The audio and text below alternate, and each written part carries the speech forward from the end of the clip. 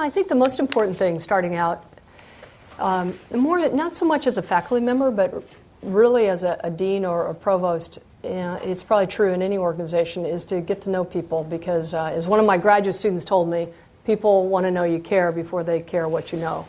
So when I started out as dean of engineering at Duke, actually I went to one of my roommates in college who ended up being CEO of E-Trade. That's another lesson, stay close to people you know here, because you never know. And she said, look, the first thing you ought to do is sit down with every single faculty member and just ask them, what are you passionate about? And that way they'll know you want to get to know them before you have an agenda. So I got really interesting answers. Like, one faculty member was very passionate about golf, so we talked about golf for about an hour.